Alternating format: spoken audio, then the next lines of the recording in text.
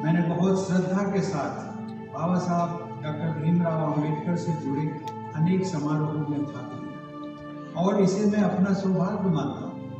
महू में बाबा साहब की जयंती मनाना, पुणे में मातोश्री रमाबाई अंबेडकर की प्रतिमा का उद्घाटन करना तथा बाबा साहब के गांव आम्बगढ़ में जाकर उनके स्मारक पर उन्हें श्रद्धांजलि देना मेरे लिए अनेक तीर्थ यात्राओं जैसा महत्व रखते हैं।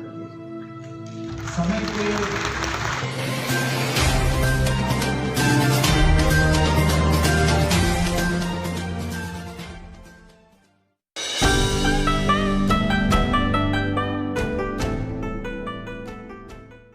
प्रमुख रूप से उपस्थित सामाजिक न्याय और अधिकारिता मंत्री डॉक्टर वीरेंद्र कुमार जी, राष्ट्रीय अनुसूचित जाति आयोग के अध्यक्ष श्री विजय सांपला जी, सामाजिक न्याय और अधिकारिता राज्य मंत्री श्री रामदास अठावले जी, राज्यसभा सांसद श्री दुष्यंत गौतम जी, लोकसभा के पूर्व उपाध्यक्ष श्री चरण सिंह अटवाल जी, ऑल इंडिया SC/ST फेडरेशन के राष्ट्रीय महासचिव श्री KP चौधरी जी, समाज सेवी श्री SS अग्रवाल जी, इस सभागार में उपस्थित परम आदरणीय संत समाजगण, देवियों और सज्जनों, नमस्कार, आदाब, सत श्री अकाल, जय जिनेंद्र एंड गुड मॉर्निंग। मेरे प्रति विशेष स्नेह रखने वाले आप सब लोगों द्वारा आयोजित इस आशीर्वाद समारोह में भाग लेकर मुझे हार्दिक प्रसन्नता होगी। मैं आज यहाँ ऐसे अनेक चिर परिचित चेहरे देख रहा हूँ जिनसे मेरा नाता बरसों पुराना है। आप सभी ने मेरे प्रति अपनापन व्यक्त करने के लिए जिस उत्साह के साथ यह आयोजन किया है, इसने मेरे हृदय को छू लिया है। वैसे भी कहा जाता है कि अपने तो अपने होते हैं।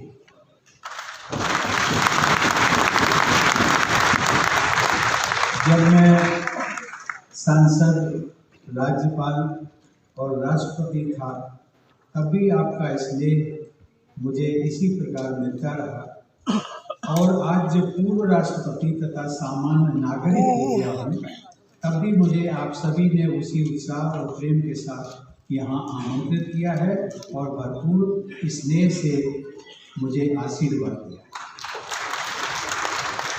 मैं आप सबके समर्थन, सहयोग और प्रेम के लिए आप सबका आभारी रहा हूँ, आज भी हूँ और सदैव रहूँगा। देवी और सज्जनों, मैं जहाँ भी रहा, जैसा भी रहा, जिन परिस्थितियों में रहा या आज जहाँ पर हूँ, आप सबने मुझे यानी रामनाथ कोविंद को समान रूप से अपना स्नेह और आशीर्वाद दिया है। सबको और सदैव समान स्नेह के साथ अपनाना एक प्रकार का समभाव ही होता है। यह समभाव हमारे देश की विशेषता है। इसी प्रकार समभाव का एक रूप सामाजिक समरसता भी है। इसी सभागार में एक साथ बैठे अनेक पंथों और सामाजिक वर्गों के लोग समभाव के धागे से आपस में जुड़े हुए। यह समभाव ही राष्ट्रीय एकता व अखंडता का आधार है। इस भाव के प्रति सम्मान रखने वाले आप सभी लोग राष्ट्र निर्माता भी हैं और राष्ट्र सेवक भी हैं। देवी और सज्जनों, इस सभागार में बैठे आप सभी लोग किसी न किसी स्तर पर समाज सेवा के साथ साथ आध्यात्मिकता से भी जुड़े हैं।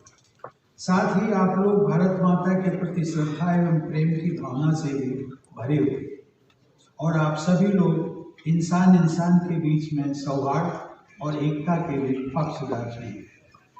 इस प्रकार आप सभी लोग भारत के उस रूप को प्रदर्शित कर रहे हैं जिसकी परिकल्पना हमारे प्राचीन ऋषियों से लेकर भगवान बुद्ध, भगवान महावीर, ईसा मसीह, हजरत मोहम्मद, सूफी संतों, गुरु नानक देव जी, संत कबीर साहब, संत रविदास जी और गुरु घासीदास जैसे मानवता के अग्रदूतों ने की थी। साथ ही आप सब उस परंपरा से भी जुड़े हुए हैं जिसका प्रसार आधुनिक भारत में ज्योतिबा फूले, सावित्रीबाई फूले, छत्रपति साहू जी महाराज, बाबा साहब डॉक्टर भीमराव अम्बेडकर और पंडित दीनदयाल उपाध्याय जैसी विभूतियों ने किया था। वे सभी समाज निर्माता आखिरी पायदान के लोगों के विकास और सम्मान की लड़ाई आजीवन लड़ते थे। उनके महान विचारों और निरंतर प्रयासों के बल पर ही आज हमारे देश और समाज में वो क्षमता विकसित हो पाई है जिसके आधार पर भारत एक समता मूलक समाज के निर्माण की ओर आगे बढ़ रहा है तथा अग्रणी राष्ट्र के रूप में सम्मानित हो रहा है। यह भी हम सबका सौभाग्य है कि आज भी अनेक निस्वार्थ संत और समाज सेवक बिना किसी प्रसिद्धि के और कामना के चुपचाप मानवता के हित में अपना कार्य करते जा रहे हैं। मैं ऐसे निस्वार्थ महान भावों को सादर नमन करता हूँ। देवी और सज्जनों, इस समारोह के आयोजकों ने समाज के अनेक वर्गों तथा विभिन्न पंथों के प्रतिनिधियों को आमंत्रित करके इस अवसर पर सही अर्थों में भारतीय संस्कृति के अखिल भारतीय स्वरूप का दर्शन करा दिया है। यहाँ उपस्थित हिंदू, मुस्लिम, सिख, ईसाई, जैन और बौद्ध पंथों के गणमान्य जन भारतीय समाज की विभिन्न धाराओं के जीवन आदर्शों का प्रतिनिधित्व करते हैं। इस प्रतिनिधि समूह को लगभग पूरे भारत का प्रतिनिधित्व करने वाली सभा भी कहा जाए तो अतिशयोक्ति नहीं है। आप सबके आशीर्वाद के लिए मैं आप सबको हार्दिक धन्यवाद देता हूँ। देवी और सज्जनों, ईश्वर की अनुकंपा से मुझे सभी पंथों के संत महात्माओं और अनुयायियों से भरपूर स्नेह मिलता रहा है। मैं उन सबका आभारी हूँ। मुझे लगता है कि एक आध्यात्मिक सत्य के अनेक रूप हैं। जो भी सच्चा संत है वो पूरी मानवता का भला चाहता है। इसी प्रकार मानवता के कल्याण में निष्ठापूर्वक सक्रिय सभी संस्थाएं भी पूरी मानवता के हित में कार्य करती हैं। मैंने बहुत श्रद्धा के साथ बाबा साहब डॉक्टर भीमराव अम्बेडकर से जुड़े अनेक समारोहों में भाग लिया और इसे मैं अपना सौभाग्य मानता हूँ। महू में बाबा साहब की जयंती मनाना, पुणे में मातोश्री रमाबाई अम्बेडकर की प्रतिमा का उद्घाटन करना तथा बाबा साहब के गांव आम्बडा में जाकर उनके स्मारक पर उन्हें श्रद्धांजलि देना मेरे लिए अनेक तीर्थ यात्राओं जैसा महत्व रखते। समय के साथ साथ भारत ही नहीं बल्कि समस्त विश्व समुदाय बाबा साहब की महानता से और अधिक प्रभावित होता जा रहा है। उनकी बढ़ती लोकप्रियता व सम्मान के मूल में बाबा साहब द्वारा प्रसारित समानता, आत्मसम्मान, शिक्षा, सहयोग, संगठन और एकता से जुड़े जीवन मूल्य हैं। ये ऐसे जीवन मूल्य हैं जिनके अभाव में कोई भी व्यक्ति या समाज सही अर्थों में सभ्य, संवेदनशील और मानवतावादी कहलाने का अधिकारी नहीं हो सकता। हमारे समाज की प्रगति एवं कल्याण के लिए बाबा साहब ने अपने अधिकांश आदर्शों को भारत के संविधान में समाहित कर दिया है। भारतीय संविधान को विश्व का सर्वश्रेष्ठ संविधान होने का जो गौरव प्राप्त हुआ है उसका श्रेय अन्य राष्ट्र निर्माताओं के साथ साथ प्रमुख रूप से बाबा साहब भीमराव अम्बेडकर को जाता है। देवी और सज्जन, हमारे लोकतंत्र को ठोस संवैधानिक आधार देने के अलावा बाबा साहब ने देश की आर्थिक व्यवस्था, औद्योगिक विकास, महिला सशक्तिकरण तथा अन्य अनेक क्षेत्रों में अपना योगदान दिया। उनके बहुआयामी व्यक्तित्व के विषय में जितना भी कहा जाए वो कम है। मुझे समाज के सभी वर्गों का भरपूर स्नेह और सहयोग मिलता रहा। हमारे देशवासियों तथा विभिन्न क्षेत्रों के प्रतिनिधियों के प्रति आभार व्यक्त करने के लिए मेरे पास पर्याप्त शब्द नहीं। हम सब जानते हैं कि राष्ट्रपति के लिए सभी दल, सभी धर्म तथा सभी सामाजिक वर्ग एक समान होते हैं।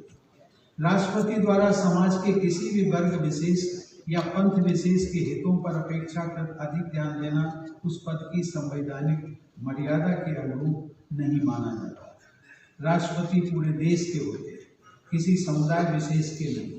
राष्ट्रपति का पद भारत के संवैधानिक आदर्शों का संरक्षण करने के लिए होता है, न कि दलगत या व्यक्तिगत अपेक्षाओं को पूरा करने के लिए। उस पद पर आसीन व्यक्ति को इम्पर्सनल या निर्वैयक्तिक होना ही चाहिए। मेरा मानना है कि पदभार से मुक्त होने के बाद भी पूर्व राष्ट्रपति को उन्हीं मर्यादाओं का पालन करना होगा जिनका पालन करने की जिम्मेदारी वे अपने कार्यकाल के दौरान निभाते रहे। पूर्व राष्ट्रपति को भी दलगत राजनीति से अथवा वर्ग विशेष के हितों से ऊपर उठकर सभी देशवासियों के हित में निष्पक्ष मार्ग पर चलना होगा। हमारे महान लोकतंत्र की गरिमा, संस्कृति और परंपरा के अनुसार पदमुक्त होने के बाद भी संवैधानिक आदर्शों का पालन करना पूर्व राष्ट्रपति से अपेक्षित है और इस अपेक्षा को पूरा करना मैं एक राष्ट्रीय कर्तव्य भी मानता हूँ। देवी और सज्जनों, मुझे पूरा विश्वास है कि जिस तरह आप सबका स्नेह मुझे आज तक मिलता रहा, वैसा ही प्रेम, सहयोग और आशीर्वाद आप सब मेरे प्रति बनाए रखेंगे। अंत में मैं कहना चाहूँगा कि आप सब समाज और राष्ट्र के निर्माण में निरंतर आगे बढ़ते रहें, यही मेरी शुभकामना है। मैं आप सभी के उज्ज्वल भविष्य हेतु ईश्वर से प्रार्थना करता हूँ। धन्यवाद। जय हिंद। बहुत बहुत आभार आपका।